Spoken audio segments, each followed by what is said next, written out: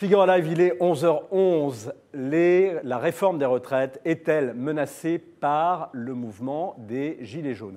C'est une question qu'on se pose ici à Figaro Live. Autre question, craignez-vous la future réforme des retraites proposée par Emmanuel Macron? C'est en substance une des questions qu'a posée l'Institut Via Voice, aussi bien à vous qu'à moi, au grand public, ainsi qu'aux décideurs. Et c'est la question qu'on vous pose ce matin sur Twitter, hashtag Figaro Live, hashtag les décrypteurs.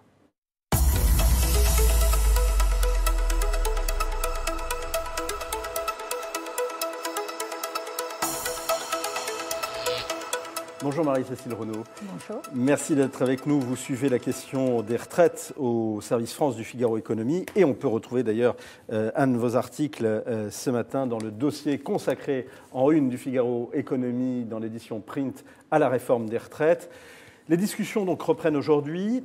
Qu'est-ce qui est acquis? Qu'est-ce qui reste encore à négocier? Alors, effectivement, la concertation entre les partenaires sociaux et le haut-commissaire à la réforme des retraites, Jean-Paul Delevoye, reprennent ce matin. Alors, qu'est-ce qui est acquis? Bon, on sait que le système futur sera un système universel en points, c'est-à-dire qu'on acquérera des points tout au long de la vie en fonction des cotisations versées. On sait aussi que toute la carrière sera prise en compte, c'est-à-dire fini la règle des 25 meilleures années pour les salariés ou des 6 derniers mois pour les fonctionnaires. C'est une avancée quand même considérable quand on se souvient des mouvements sociaux qu'il y a eu, notamment au milieu des années 90 contre cette réforme. C'est un très gros changement, effectivement. Et donc, le gouvernement, pour l'instant, tient le rythme. La réforme a un petit peu ripé. La loi retraite était prévue fin 2018 au départ. Finalement, la concertation avec les partenaires sociaux et avec les citoyens dure un petit peu plus longtemps. Jean-Paul Delevoye a obtenu qu'elle dure jusqu'à avril-mars. Et donc, on attend désormais une loi au deuxième semestre 2019 pour une mise en place du système au 1er janvier 2025. Alors, on va revenir sur ces histoires de calendrier. Pour l'instant, je voudrais revenir sur ce qui est acquis. Donc, un système universel, donc fini les régimes spéciaux. On y reviendra sans doute dans une deuxième temps avec François Miquet-Marty pour voir s'il y a une adhésion de l'opinion à ça. Semble-t-il, est-ce que l'âge minimum de départ à la retraite est acquis aussi dans ce projet de réforme? Alors, non. On parle de 62 ans? On parle de 62 ans. Ça, c'était une promesse d'Emmanuel Macron durant la campagne. Il a dit que l'âge légal resterait à 62 ans. C'est-à-dire que on ne pourra pas partir avant. C'est une limite pour que les seniors ne partent pas en se disant que leur retraite leur suffira et puis ensuite se retrouvent avec trop peu de moyens pour vivre et se retrouvent à dépendre de la solidarité nationale. C'est-à-dire que ce que vous êtes en train de dire, c'est que même si l'âge légal de la retraite était à 62 ans, certains qui partent à cet âge légal ne pourraient pas avoir suffisamment de pension pour vivre. S'ils partaient plus tôt, ils n'auraient pas assez de pension pour vivre et dépendraient ensuite de la solidarité. Donc ça, le président a mis un âge à 62 ans. D'allocation complémentaire, c'est ça que vous dites? Mais ça veut dire qu'on pourra partir plus tard. En fait, ce qu'ils veulent introduire, c'est de la liberté de choix. Et si vous voulez travailler plus longtemps pour améliorer votre pension, vous le pourrez. Et non seulement vous le pourrez, mais vous y serez probablement incité avec des systèmes de décote qui pourraient être mis en place. Alors, il y a un certain nombre de mesures qui sont également sur la table. Je voudrais qu'on les traduise un peu parce que les termes sont assez techniques.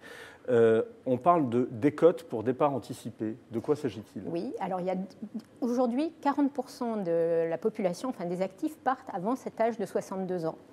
Il y a différents dispositifs, il y a les retraites pour carrière longue, les retraites anticipées pour carrière longue, il y a les régimes spéciaux dont vous avez parlé, il y a les services actifs. Et donc tout ça va être revu. C'est-à-dire que par exemple, on peut aujourd'hui, il y a eu des dispositifs où on pouvait acheter ses trimestres, par exemple, ou bien dans certains régimes spéciaux, on peut partir à la retraite avant 60 ans, notamment dans l'armée. Donc tout ça, c'est justement ce qui est étudié cette semaine par les partenaires sociaux et le haut-commissaire. Donc pour l'instant, l'idée d'une décote pour départ anticipé n'est pas encore acceptée par les partenaires sociaux. Alors, il y a une réflexion qui est en cours et le modèle qui pourrait un peu servir, c'est celui de l'Agirc-Arrco. Vous avez vu que depuis le 1er janvier, en fait, une décote de 10% est appliquée sur les pensions des salariés du privé s'ils n'acceptent pas de partir un an plus tard. Donc, vous voyez, par un système de décote et de surcote, si j'ai 62 ans et qu'on me dit il faut que vous partiez à 63 ans, eh ben, si je refuse de partir à 63 ans alors que l'âge légal est à 62 ans, on peut m'appliquer une décote. On peut vous appliquer une décote, mais on pourra, ça peut être une des pistes de réflexion. Un dernier point, deux précisions. On parle de la mise sous condition de ressources des pensions de réversion. Ah, ça c'est le gros sujet, effectivement. Donc les pensions de réversion, c'est 36 milliards d'euros, c'est 1,5 point de PIB. On précise, les pensions de réversion, c'est les pensions que touche un veuf ou une veuve. Voilà, tout à fait. Et donc là, après la mort de son conjoint. C'est une grosse masse financière. Aujourd'hui, les pensions de réversion sont sous condition de ressources pour les retraites de base, mais il n'y a pas de condition pour les retraites complémentaires du privé Agirc-Arrco ou pour les retraites des fonctionnaires. Et donc, comme le haut-commissaire s'interroge sur la possibilité d'étendre... Plus vous êtes considéré comme riche, moins vous allez toucher comme pension de réversion. C'est ça, sous condition de ressources. Ouais. Parce qu'il a l'intention de l'étendre éventuellement aux pacsés ou aux concubins, alors qu'aujourd'hui, c'est réservé aux couples mariés. Donc, si on l'étend à davantage de monde, vous comprenez bien qu'il faudra partager l'enveloppe. Pour l'instant, donc, il n'est pas question de toucher.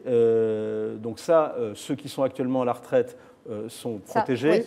Par contre, vous, moi, d'autres, ceux qui travaillent encore peuvent peut-être être touchés. Vous avez tout compris. Mais rien n'est décidé à ce jour. Tout est en réflexion. Un autre point, c'est ce qu'on appelle la révision de majoration de pension pour les parents de 3 enfants ou plus. Oui. Alors aujourd'hui, donc les parents de... Je pose la question parce que ça me concerne. Bon, les parents de 3 enfants aujourd'hui, le père et la mère ont une majoration de pension de 10%, plafonnée, hein, c'est pas illimité. Et donc, Jean-Paul Delevoye a dit que le futur régime, il y aurait des points attribués. J'ai ma pension, je prends ma retraite à 72 ans, j'ai tous mes trimestres, et j'ai le droit à 10% de plus parce que j'ai une famille nombreuse. Plafonné. À l'Agirc-Arrco, c'est pas plus de 2 000 euros. Pas plus de 2 000 euros. Si j'ai une pension de 2 000 euros, je n'aurai pas des... C'est en pourcentage de votre pension, mais dans tous les cas, vous ne toucherez pas plus de 2 000 euros. D'accord. Dernier point, est-ce que, selon vos informations, on va solliciter Jean-Paul Delevoye pour piloter le grand débat? Question subsidiaire, cela pourrait-il remettre en cause le calendrier et la conduite de la réforme? Alors certains ont pensé effectivement à Jean-Paul Delevoye, parce que sa méthode est justement la méthode de la concertation. Ça fait plus d'1 an désormais qu'il discute avec les partenaires sociaux, avec les citoyens aussi. Il est habitué, il a fait des ateliers citoyens en région, il a animé une plateforme citoyenne sur Internet sur les retraites. Donc bien sûr, tout le monde a fait le lien avec le grand débat, mais je pense qu'il a beaucoup à faire avec les retraites et qu'il se focalise sur ce sujet. Pas de confidence en tous les cas pour l'instant sur le fait qu'il puisse abandonner la conduite de cette réforme. Merci Marie-Cécile pour ces précisions. Merci. Vos infos donc, sont à retrouver sur lefigaro.fr ou dans l'édition print du Figaro aujourd'hui avec ce dossier consacré donc à la réforme des retraites. Et vous revenez en détail justement sur cette question de l'âge du départ à la retraite à 62 ans et vous expliquez combien justement le sujet actuellement est sensible. Craignez-vous pour cela, justement, la réforme des retraites préparée par Emmanuel Macron. Pour l'instant, vous êtes une large majorité à nous répondre oui à 67%. Dites-nous pourquoi. Vous êtes un certain nombre vous êtes exprimé sur Twitter. Certains, comme Saint-Germain, nous disent « J'attends cette réforme des retraites avec impatience car il s'agit de pérenniser le système de retraite en France. » Le Brice, en revanche, nous dit « Il suffit de voir le sort des retraités actuels pour comprendre que les mesures qui seront prises n'iront pas dans le bon sens. Cotiser plus pour percevoir moins. » Eh bien, justement, on est au cœur des questions qui sont posées par le baromètre via Voice pour HEC Paris. Et le Figaro, son directeur, est avec nous. On va justement rentrer dans les détails avec lui maintenant.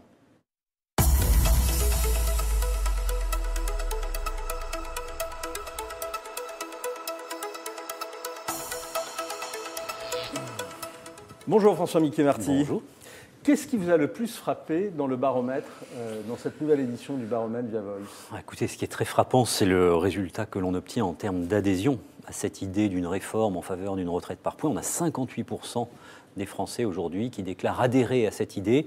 Alors c'est surprenant parce que on a eu déjà l'augmentation de la CSG, on a le contexte que l'on connaît bien avec les Gilets jaunes, un discrédit à l'encontre de l'exécutif, et donc on aurait pu se dire, au fond, dans le sillage de ces contestations, l'idée même de la réforme des retraites va être contestée elle-même de manière très concrète. Et sur le principe, alors j'insiste sur cette idée, sur le principe, ça n'est pas ce qui se produit, je crois, pour 2 raisons très simples, notamment, qui apparaissent à la lecture des résultats que l'on enregistre là. D'abord, l'idée selon laquelle financièrement il faut faire quelque chose. Au fond, depuis des décennies, même si des réformes ont eu lieu, notre système de retraite est menacé d'un déséquilibre, donc il faut agir. Et puis le deuxième argument qui est porté par les répondants que nous avons interrogés concerne l'idée d'une justice sociale. On a 42 régimes de retraite, il y a la différence entre les salariés du public, les salariés du privé, tels que vous l'avez rappelé tout à l'heure notamment. Ça nécessite d'être un peu remis à plat pour essayer de trouver davantage de justice sociale dans l'ensemble de ce dispositif. Alors, si on vous suit, donc il y a 2 idées qui émergent. C'est il faut faire quelque chose, il faut même faire des sacrifices, en gros, pour sauver l'actuel système de retraite. Et ensuite, cette réforme est approuvée parce qu'elle supprime les fameux régimes spéciaux qui avaient mis du monde dans la rue en 1995 et qui avaient bloqué le pays pendant 3 semaines, 1 mois. Les chiffres ne le montrent pas forcément, mais c'est ce que vous dites dans votre commentaire quand vous les présentez. Il y a une forte disparité entre le public et le privé. Oui, tout à fait. Alors les chiffres le montrent, puisqu'on n'a que, si l'on peut dire, 37% des salariés du secteur public qui soutiennent l'idée de cette réforme par points contre, je le rappelle, 58% sur l'ensemble de la population française. Donc on voit ce décalage est majeur. Et puis, il y a d'autres éléments d'opposition sur des réformes ponctuelles. Vous parliez tout à l'heure des pensions de réversion, de leur mise sous condition de ressources. Ça, c'est une mesure contre laquelle une majorité de Français est opposée également. Ça veut dire quoi concrètement ? Ça veut dire que lorsqu'on raisonne de manière macroéconomique, au fond, on a un assentiment assez large sur l'idée selon laquelle il faut faire quelque chose. Mais dès que vous transposez la réflexion sur cette réforme de retraite à la situation de chacun, concrètement, moi je suis fonctionnaire, qu'est-ce que j'y gagne, qu'est-ce que j'y perds, j'ai une famille nombreuse, qu'est-ce que j'y gagne, qu'est-ce que j'y perds, je suis dans la situation de bénéficier d'une pension de réversion, qu'est-ce que je peux y gagner ou y perdre, et les choses deviennent beaucoup plus compliquées. Autrement dit, c'est précisément dans les modalités d'application de cette réforme et dans le sentiment de chacun, en fonction de ce qu'il peut gagner ou perdre à la mise en œuvre de ces changements, que des cristallisations peuvent se faire. Dans le principe, pour résumer, on pourrait dire tout va bien, mais c'est précisément dans la mise en œuvre concrète, catégorie par catégorie, et bien entendu dans les capacités de réaction de chaque catégorie, que peuvent se cristalliser des contestations. C'est ce qui peut expliquer d'ailleurs le chiffre des réponses à la question qu'on pose sur Twitter, qui est une question, qui n'est pas un sondage, qui n'est pas un baromètre. 67% des gens qui craignent, 67% des personnes qui sont exprimées, qui craignent cette réforme voulue par Emmanuel Macron. On est justement sur cette problématique des modalités. On va y revenir dans un deuxième temps. Je voudrais repréciser un point avec vous. Aujourd'hui, ceux qui travaillent payent pour ceux qui sont partis à la retraite. Vous payez pour ceux qui sont partis à la retraite, je paye pour ceux qui sont partis à la retraite. C'est un système par répartition. Ailleurs, dans d'autres pays, ceux qui sont à la retraite actuellement ont épargné ou investi de l'argent pour leur retraite. C'est le système par capitalisation, avec notamment les fonds de pension. Que pensent les Français de ce dernier dispositif ? Alors, c'est l'un des éléments les plus saillants de cette enquête. D'une part, on a, on le disait, une majorité de Français qui sont favorables, dans le cadre du régime par répartition, de passer à un système par points. Déjà, c'est une révolution en soi. Et deuxième étape, une majorité de Français estime que, quoi qu'il en soit, il va falloir trouver d'autres modes de financement et, en clair, participer soi-même au financement de sa propre retraite, c'est-à-dire aller de plus en plus progressivement vers un type de retraite complémentaire, au sens où ça complète le dispositif de la répartition par capitalisation. On voit la logique. Elle consiste à dire que, malgré la réforme, il sera de plus en plus difficile de bénéficier pour soi-même des niveaux de retraite auxquels qu'on pouvait escompter par le passé. Au fond, ça tient à l'idée même du point. Dès lors que vous instaurez une réforme par point, la valorisation du point peut varier. Donc chacun peut se dire « Ouh là là, tout ça est fort sympathique, mais dans quelques années, je suis moi-même menacé ». Concrètement, quelle est la conclusion ? On peut aller vers une réforme par répartition par point, mais aussi, de plus en plus, s'installe l'idée qu'il faut ajouter de la capitalisation.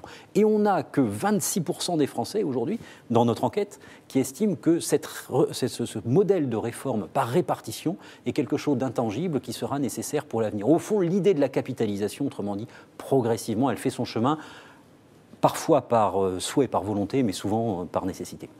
Dernier fait marquant de votre baromètre, c'est cette majorité qui se dégage à vouloir que cette réforme ne se fasse pas ou se fasse plus tard, en tout cas pas en 2019. Oui, alors on voit en effet le contexte que l'on connaît aujourd'hui. On a certains députés de la majorité qui estiment qu'il faut procéder à un report parce que les oppositions sont fortes. Au fond, tout cela est grévé de souvenirs. Rappelons-nous en quelques mots, en 1995, quand Alain Juppé lance sa propre réforme des retraites, que se passait-il à l'époque ? On avait déjà une majorité de Français qui était favorable à la réforme au moment où il l'annonce. Nous sommes exactement dans le contexte que l'on connaît aujourd'hui. Et puis, à la mise en épreuve, à la mise en route, mise en action, eh bien, ça dérape. Ça dérape pourquoi ? Ça dérape parce que les gens progressivement prennent conscience de la réalité concrète pour eux-mêmes de la réforme. Ça dérape, et c'est ce qui va se passer cette année, parce que les débats durent longtemps, et c'est tout à fait légitime, les concertations Jean-Paul Delevoye, ensuite les débats au Parlement, ça va prendre au moins 1 an. Donc certains peuvent se dire, oulala, mais est-ce vraiment le bon moment pour mettre en œuvre, au milieu de ce quinquennat, une réforme qui, même si elle suscite une adhésion de principe, peut générer en contrepartie des oppositions beaucoup plus sectorialisées, beaucoup plus ponctuelles. Merci beaucoup François-Michel Marty pour ces précisions. Je rappelle que les chiffres de votre baromètre sont à retrouver sur lefigaro.fr et bien entendu dans l'édition papier du Figaro Économie, en une du Figaro Économie.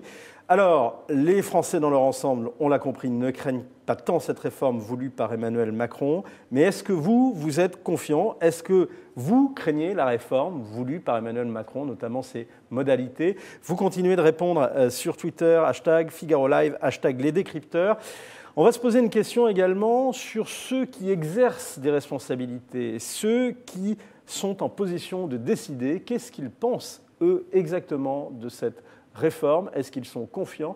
On va poser la question à un spécialiste, à Éric Mingus. Il est professeur à HEC Paris.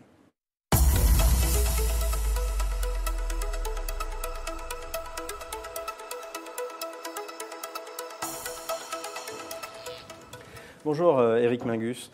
Je vais vous faire une confidence. Ce qui m'a frappé dans ce baromètre, c'est que les décideurs sont assez sur la même longueur d'onde que le grand public. Est-ce que c'est ça qui vous a frappé? Alors, tout à fait, c'est particulièrement frappant. On voit un consensus entre les décideurs et le grand public sur la nécessité d'une réforme, d'une part, mais ce qui est encore plus frappant, sur les motifs. On voit à la fois les décideurs et le grand public souhaiter, comme l'a décrit François-Michel Marty, une simplification du système. Il y a un large soutien du système par points pour les décideurs comme pour le grand public, mais également il y a aussi ce sentiment que financièrement, le système de retraite, ça ne va plus très bien, il faut faire quelque chose, et ça, les décideurs comme le grand public, ils sont en accord. C'est le destin financier du système des retraites qui pousse chacun finalement à souhaiter une réforme. Alors oui, tout à fait. De toute façon, depuis l'année dernière, depuis le rapport du Conseil d'orientation des retraites, on sait qu'il y a un problème. D'une certaine façon, les perspectives de croissance en France ainsi que la démographie, l'emploi, font que ce système de retraite, dans sa situation actuelle, eh bien, il n'est pas viable ni à court terme. On a de nouveau des déficits et à long terme, eh bien, on aura encore davantage et davantage de déficits selon bien des scénarios élaborés par ce Conseil d'orientation des retraites. Et les derniers chiffres de la démographie, justement, du recense, montrent qu'on ne va pas dans un sens où on pourra être en position de financer les retraites, en tout cas dans un système par répartition. Pourquoi les décideurs sont eux aussi majoritairement favorables à ce que cette réforme ne se fasse pas en 2019 ? Je pense que là également, le sentiment semble être le même qu'au sein du grand public. On est dans une actualité sociale compliquée, pas encore complètement sortie de cette question des gilets jaunes. Or, ces questions de gilets jaunes étaient beaucoup autour de sujets de taxation du travail notamment. Et il faut dire une chose, c'est que les questions de pouvoir d'achat, ce sont aussi des questions de retraite, parce que à la fois les cotisations comme les pensions qu'on touchera à l'avenir, c'est du pouvoir d'achat pour beaucoup de Français. Est-ce qu'ils sont plus favorables à un système à l'anglo-saxonne, un système par capitalisation? Alors, pas vraiment, du moins pas directement. Il n'y a pas un soutien très franc pour un système qui serait uniquement par capitalisation. Ce qu'on voit, c'est qu'il y a un certain accord, ou du moins il y a une certaine acceptation d'un système qui serait mixte, combinant répartition et capitalisation. Mais ça, d'une certaine façon, c'est aussi une situation forcée. Si vous êtes incertain quant aux retraites futures, vous allez épargner. Il y a de plus en plus de dispositifs pour ça qui existent aujourd'hui, comme le PERP, le plan épargne retraite particulier, ou le PERCO, c'est-à-dire ces plans épargne retraite mis en place par les entreprises.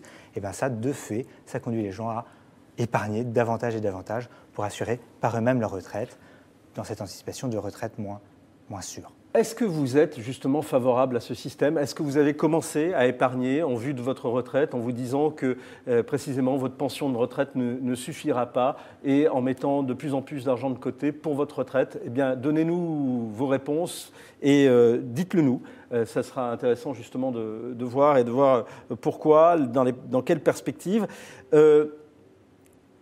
Quand on voit justement, on entend ce que vous dites, on voit qu'ils sont convaincus qu'il va falloir épargner pour payer sa retraite, qu'il n'y a pas beaucoup d'espoir de pouvoir vivre de ses pensions. Est-ce que, dans un autre ordre d'idées, les décideurs sont sensibles à la méthode de Jean-Paul Delevoye? Est-ce qu'ils sont sensibles à sa volonté de déminer avec les syndicats pour conduire cette réforme? Ça, je pense qu'on verra surtout à la fin de l'histoire, d'une certaine façon, quand les propositions seront sur la table, quand les décideurs, comme le grand public d'ailleurs, pourront regarder concrètement quels seront les effets sur leur retraite. On verra ici, in fine, si cette méthode aura réussi ou non. Pour conclure, on peut dire qu'ils sont moins convaincus par la pertinence de la réforme que par l'idée qu'il faut faire cette réforme pour éviter des déficits et pour la sauver. En un sens, oui. Je pense qu'encore une fois, il y a un consensus. Il y a des défis sur ces retraites. Il faut rétablir l'équilibre de ces comptes. Ça, je pense que cette idée-là, elle fait consensus dans une immense majorité pour à la fois les décideurs et le grand public. Donc effectivement, là, il y a peu d'ambiguïté sur ce point-là. Merci beaucoup, Éric Magus, pour ces précisions. Merci d'avoir répondu à cette question. Craignez-vous la réforme d'Emmanuel Macron, la réforme voulue par le président de la République sur les retraites? Vous avez été nombreux à y répondre à cette question, à répondre non.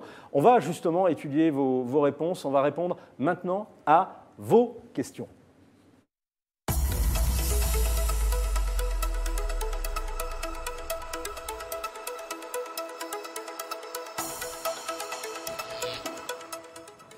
Et le débat continue sur Figaro Live. On va reprendre justement un certain nombre de commentaires que vous donnez.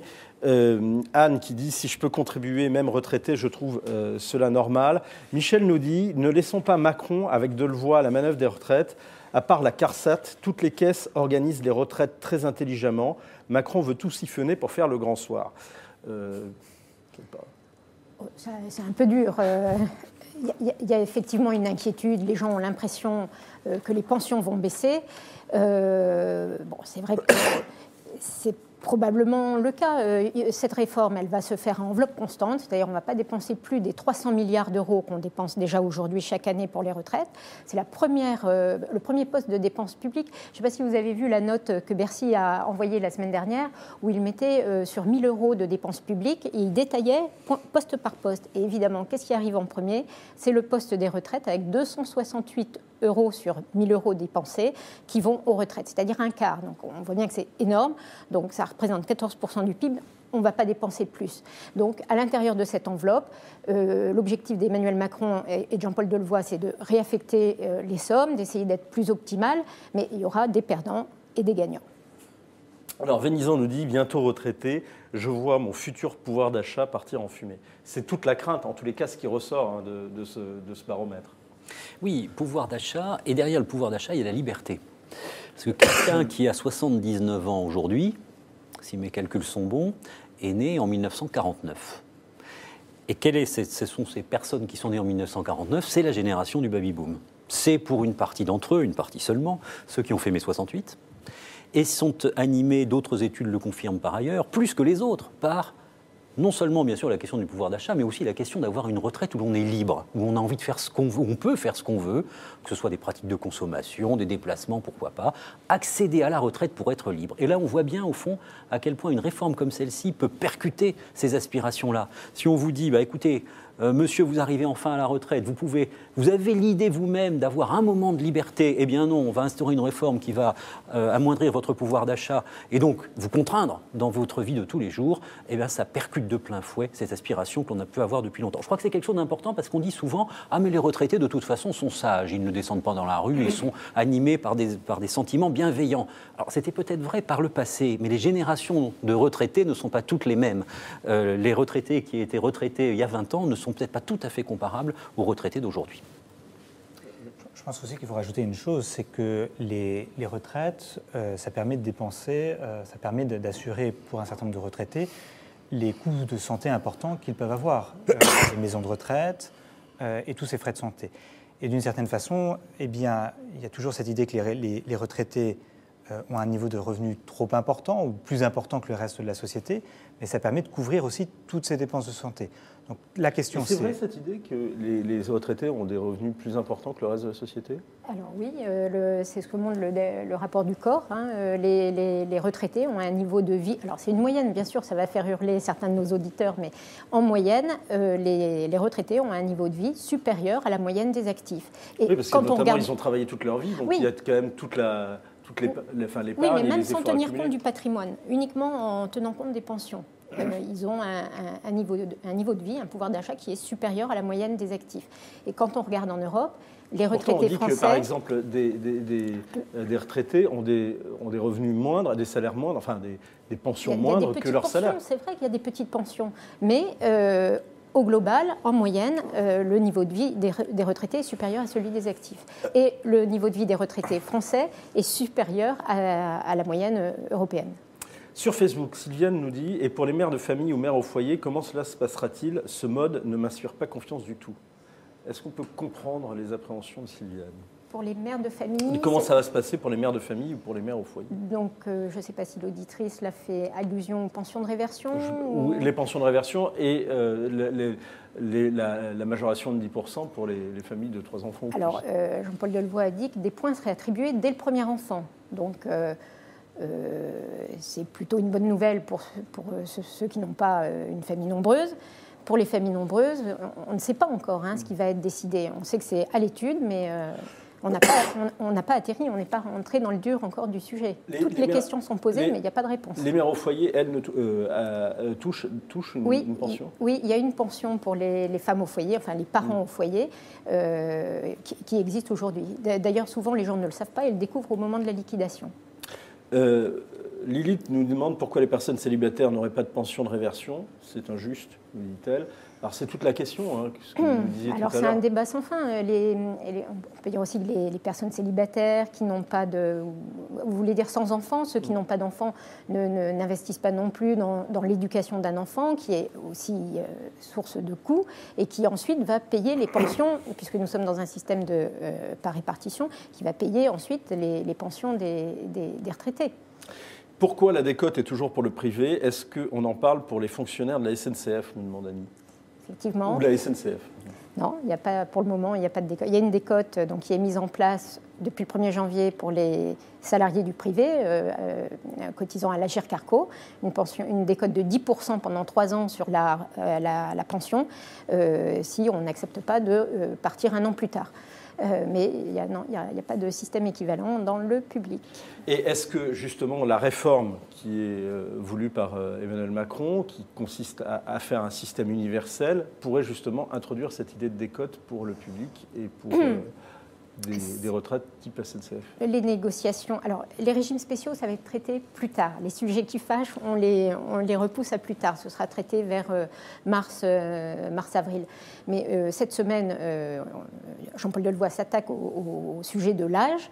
Donc, la seule chose qu'on sait, c'est qu'il y aura un âge légal à 62 ans pour éviter que les gens partent avant et puis se retrouvent ensuite au minimum vieillesse à dépendre de la solidarité nationale, ce qui aurait un coût important et fragiliserait le système. Après, l'idée est quand même d'inciter les gens à travailler plus longtemps parce que les retraites, c'est simple, hein, il y a trois leviers. Il y a le niveau des pensions. Alors, est-ce qu'on veut baisser les pensions des retraités? Je ne suis pas sûre. Il y a le taux de cotisation. Est-ce qu'on veut augmenter les cotisations des actifs, ce qui aurait pour but de gréver notre productivité, le coût du travail et d'accroître le chômage? Pas sûr non plus. Après, il reste l'âge. Sur cette question de l'âge, pour revenir à ce que disait le baromètre, à la fois côté grand public et côté décideur, il y a une crainte qui est exprimée. Il y a plutôt un attachement à ces 62 ans, un petit peu comme un tabou. Hein. On a 70% des décideurs qui sont attachés à ces 62 ans, 64% du grand public. Au fond, c'est à la fois une garantie, avoir la certitude de pouvoir partir à la retraite, et puis il y a aussi, c'est vrai, cette idée d'un attachement à une liberté croissante. Au fond, si je suis attaché à mon travail, j'ai envie de pouvoir continuer. Donc, on est, sur l'ensemble de cette réforme des retraites, sur une articulation entre quelques socles fondamentaux qui préservent, au fond, l'ensemble de la population de risques auxquels elle pourrait être exposée, et en même temps, une des garanties des souhaits de justice sociale et de liberté individuelle. On voit que cette réforme des retraites, elle touche l'ensemble des valeurs de la société et pas uniquement les questions liées à la méthode des retraites en elle-même. Chez les décideurs, c'est pareil? Exactement, tout à fait. Il y a un attachement à 70% pour cette retraite à 62 ans. Non, là, encore une fois, l'image est vraiment la même pour le grand public et pour les décideurs. C'est une spécificité française, parce que quand même, il y a plein d'autres pays où on part plus tard à la retraite, et l'allongement de la durée de la vie pourrait laisser à penser qu'on peut allonger ce oui, c'est l'argument. départ. En moyenne en Europe, je crois que c'est 65 ans à peu près, ça dépend des pays, mais c'est 65 ans l'âge de départ. Et les Français ont une espérance de vie en retraite de 26 ans. C'est un peu variable entre les hommes et les femmes, mais grosso modo, c'est 26 ans et c'est 6 ans de plus que la moyenne en Europe. Donc, oui, il va falloir s'adapter à ces... En fait, à l'origine, on estimait qu'on passait 2 tiers de sa vie au travail et 1 tiers à la retraite. Mais si on gagne en espérance de vie, si on gagne 1 an, il faudrait travailler 8 mois de plus et gagner 4 mois en retraite. Catherine nous dit, injustice flagrante, s'il y a trop de trimestres cotisés, ils ne seront pas comptabilisés pour le calcul du montant de votre future retraite. Par contre, s'il en manque ou que vous arrêtez de travailler à 62 ans, vous subirez une décote de 10% minimum. Les cotisations salariales retraite ne cessent d'augmenter, mais les pensions de retraite baissent, CSG, non-réindexation, etc. Alors, c'est un constat que fait le haut-commissaire. Il estime que le système actuel favorise les carrières ascendantes sans coupure et qu'au contraire, il défavorise les carrières hachées avec des périodes de chômage ou d'interruption. Et son but, ce serait probablement d'inverser un peu cette tendance. Maintenant... Il faut voir comment il met ça en œuvre. Bon, Véronique nous dit qu'il faudrait revoir toutes les retraites, même celles des députés, des sénateurs, des ministres. Il faut un plafond pour les grosses retraites. Je ne sais pas si c'est dans le cadre de la réforme, là. Mais en août, ils ont commencé par travailler. Dès le départ, Jean-Paul Delevoye a dit qu'il faut quand même qu'il y ait une exemplarité, donc que les parlementaires montrent le chemin. Et dès le mois d'août, ils se sont attaqués au sujet. Alors Suzanne nous dit qu'il faut un mixte, une partie de la retraite par répartition et l'autre par capitalisation. Donc elle préconise même 75% par répartition et l'autre par capitalisation. Ça, c'est ce qui ressort de votre baromètre. Oui, je crois que c'est véritablement la nouveauté en termes de culture de société et de culture politique. Au fond, l'acceptation progressive, alors certains par valeur, par principe, et d'autres par nécessité, pour la plupart d'entre eux, reconnaissent au fond que l'idée d'une combinaison entre répartition et capitalisation serait une bonne chose.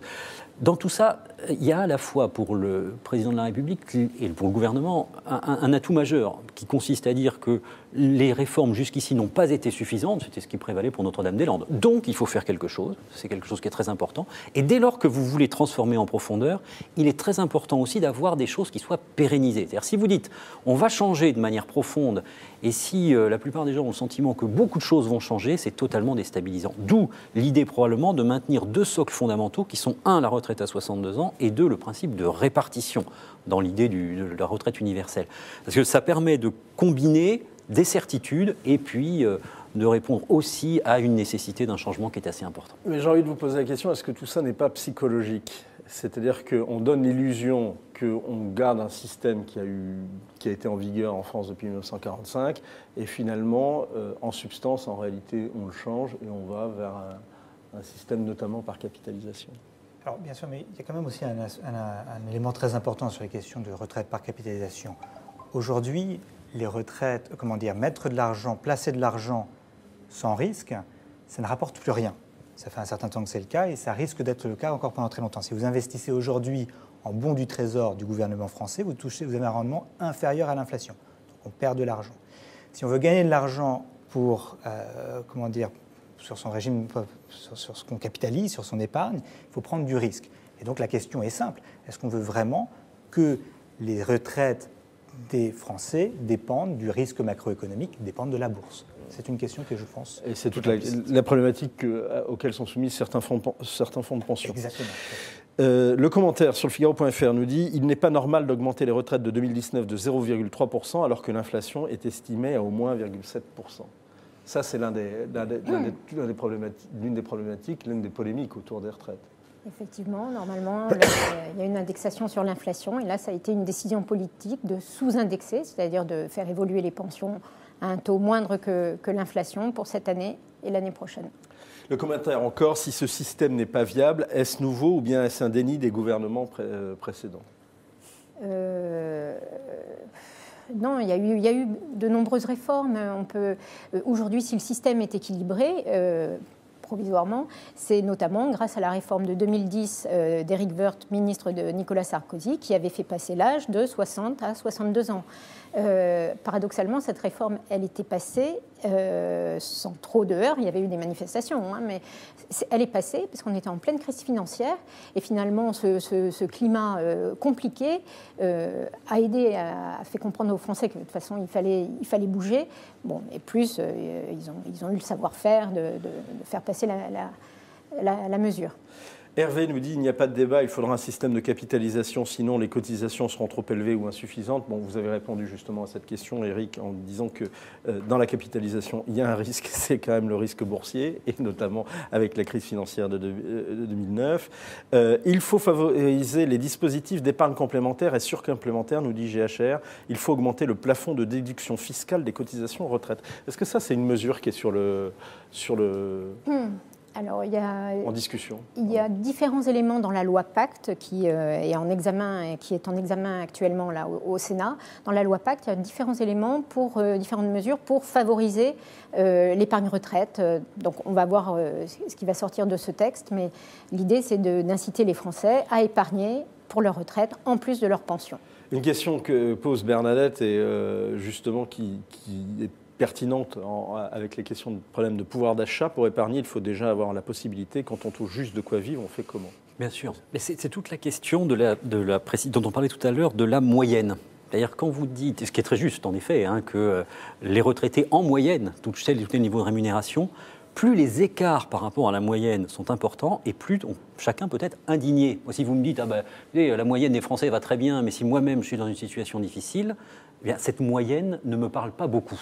Et donc chacun, c'est je crois l'un des risques majeurs de cette réforme, chacun peut dire, au niveau agrégé, issu des données de l'INSEE, on comprend bien la logique, mais sauf que moi je ne me reconnais pas dans la moyenne que vous donnez. Et donc chacun peut faire valoir sa propre situation en regard de cette donnée quantifiée.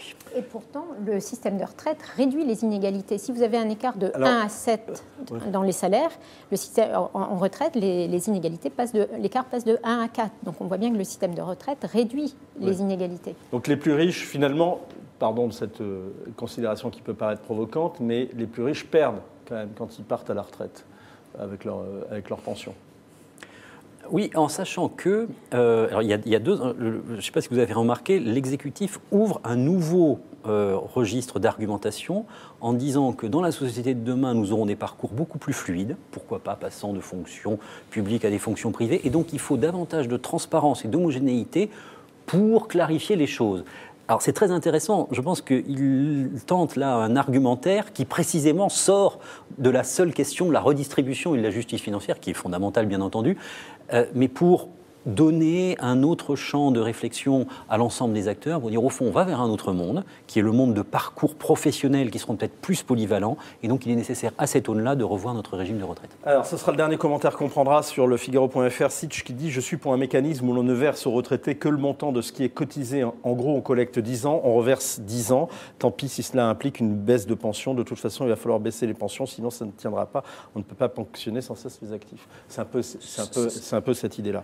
Le commentaire, vous posiez la question pour les femmes au foyer. On y a répondu. Je vous invite à regarder le replay. André, vous nous demandiez, les retraités ne sont pas que des bénéficiaires de pension de retraite, ce sont des contribuables et des consommateurs qui de ce fait rapportent aussi à l'État et contribuent largement à l'économie nationale.